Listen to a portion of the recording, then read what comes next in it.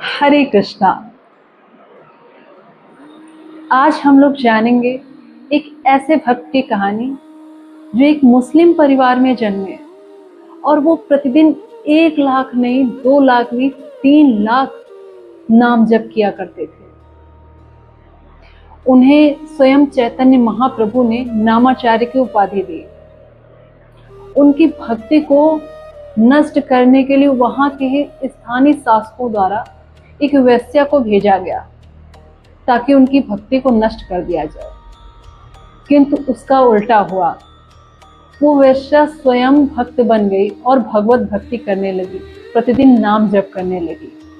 ऐसा उनका प्रभाव है। तो आइए जानते हैं आज हम लोग श्री हरिदास ठाकुर जी के बारे में। हरे कृष्णा। हरिदास ठाकुर जी बंगाल में उनका जन्म हुआ था, एक मुस्लिम परिवार में। उनके अंदर भगवत भक्ति शुरू से ही थी। वो चैतन्य महाप्रभु के संपर्क में आए और शरणागत हो गए। उन्होंने प्रतिदिन नाम जप करना शुरू कर दिया। वो इतना ज़्यादा नाम जप करते थे कि वहाँ के जो स्थानीय शासक थे वो उनसे परेशान होने लगे कि ये मुस्लिम होके और नाम जप कर रहे हैं, हरि भक्ति कर रहे हैं। उन्होंने उन्हें मारने के लिए लोग भेजे। 22 बाजारों में उनके ऊपर घुमाते हुए कोड़ा मारने का उन्होंने आदेश दिया था।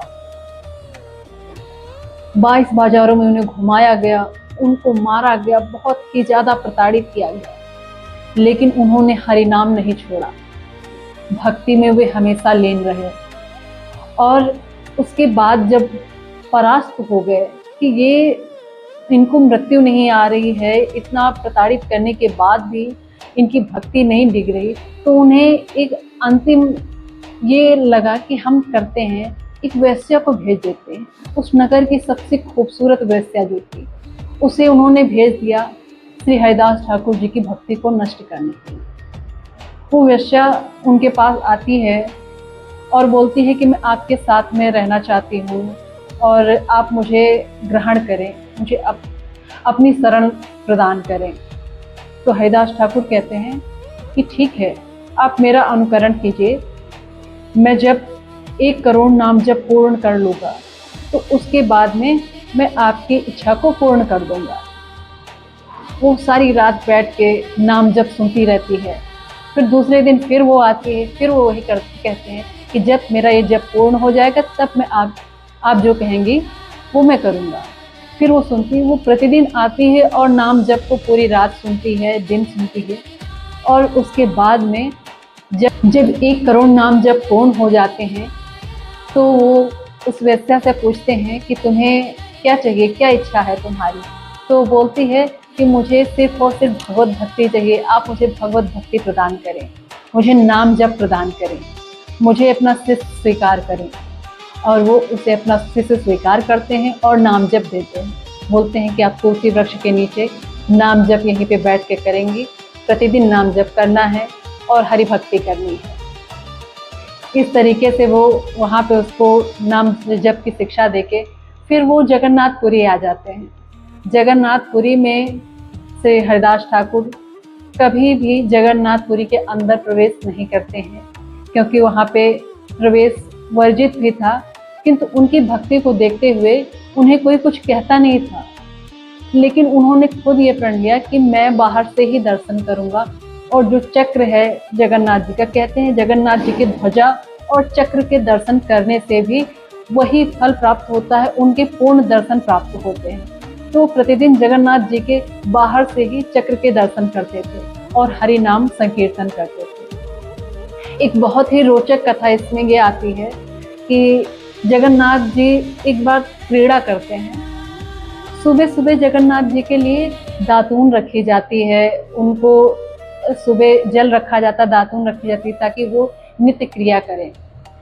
एक दिन वो क्रीड़ा करते हैं, 3 दातून रखी जाती डेली, जगन्नाथ प्रभु के लिए, सुभद्रा महारानी के लिए और बलभद्र जी के लिए। वो एक दातून गायब कर देते हैं।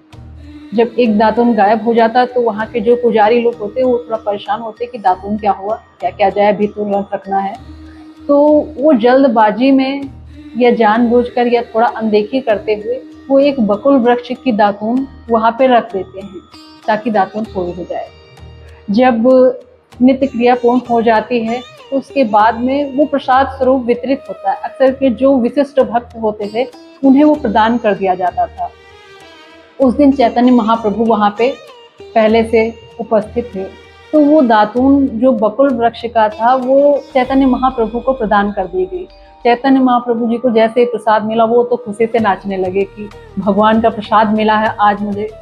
वो उस दातून को लेके आते हैं जहाँ हरिदास ठाकुर जी जप किया करते थे, वो उन्हीं की कुटिया में उसी के पास में उस दातून को रोपित कर देते हैं और हरिदास ठाकुर जी से कहते हैं कि अब आप यहीं पे नाम जप किया करिएगा। देखते ही देखते वो बहुत ही जल्दी एक बड़ा विशाल बकुल वृक्ष बन जाता है और हरिदास ठाकुर प्रतिदिन उस वृक्ष के नीचे 3 लाख नाम जप करते थे। 192 मालाएं प्रतिदिन वहां पे वो करते थे नाम जप, जिससे वो वृक्ष धीरे धीरे सिद्ध हो गया था। एक बार जगन्नाथ जी की यात्रा निकल रही होती है तो वहां पे जो रथ में लकड़ी लगी होती है, एक कोई लकड़ी उसमें टूट जाती, तो जिससे लकड़ी की आवश्यकता होती है। लकड़ी के लिए सब तरफ देखा जाता है कि कौन सी लकड़ी उपयोगी है, तो एक लोग बताते हैं एक बकुल वृक्ष है पास में, उसकी लकड़ी का इस्तेमाल किया जा सकता है। तो जो सेना के अधिकारी लोग होते हैं और सैनिक होते हैं वो आते हैं उस बकुल वृक्ष को काटने के लिए, तो उन्हें बताया जाता है कि देखिए ये चैतन्य महाप्रभु जी द्वारा रोपित वृक्ष है, इसे मत काटिए और ये इसी के नीचे यहाँ पे नाम जप किया जाता है। लेकिन अभी उनको जल्दबाजी में कुछ सोचता नहीं, वो आदेश दे देते नहीं हम कल इसे काट रहे हैं। तो ये मान लिया जाता है कि शायद जगन्नाथ जी की इच्छा होगी इसलिए इस वृक्ष को काटना ही पड़ेगा, तो कोई और आपत्ति नहीं दर्ज करता है इस पर। रात को ही जब ये आदेश हुआ कि कल सुबह कट जाएगा वृक्ष, सुबह जब वो लोग वृक्ष को काटने आए तो वृक्ष अपने आप खोखला हो गया, वो किसी काम का नहीं रहा कि वो उस लकड़ी का इस्तेमाल किया जाए। इस चीज़ को देखते हुए समझ लिया गया कि ये वृक्ष जो है ये सिद्ध हो चुका है, क्योंकि ये चैतन्य महाप्रभु जो स्वयं भगवान के अवतार हैं उनके द्वारा रोपित है और फिर उस वृक्ष को नहीं काटा गया। आज भी वो वृक्ष वहाँ पे है, लगभग 500 वर्ष हो गए होंगे उस वृक्ष को और वो वहाँ पर वृक्ष है। आप सभी लोग जब जगन्नाथपुरी जाइए तो उस वृक्ष के दर्शन जरूर करिए।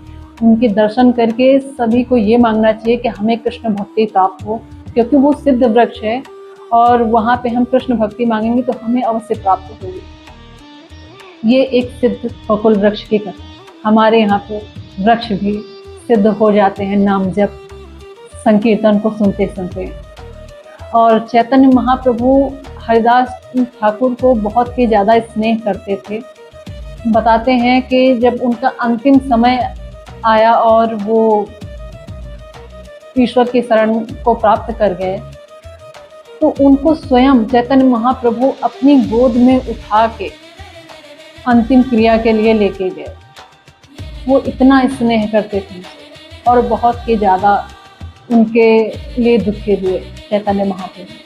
हरिदास ठाकुर की वहीं पे जगन्नाथपुरी में जहाँ बकुल वृक्ष है वहीं पे समाधि भी बनी हुई है। आप सभी लोग जब जाइए तो एक बार नामाचार हरिदास ठाकुर जी की समाधि पर अवश्य जाइए।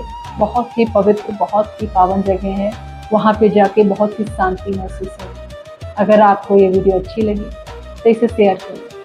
Thank you. हरे कृष्ण। हरे कृष्णा। यही वो बकुल वृक्ष है जिसके हम सभी लोग अभी कथा सुन रहे थे। बहुत ही ये दिव्य और सिद्ध वृक्ष है। इसका वृक्षारोपण श्री चैतन्य महाप्रभु ने किया था, जो कि एक दंत धावन थी श्री हरिदास ठाकुर जी की। अब सारे भक्त प्रणाम करेंगे ताकि हम सभी को हरिनाम भक्ति प्रदान करें ये सिद्ध वृक्ष। हरे कृष्णा।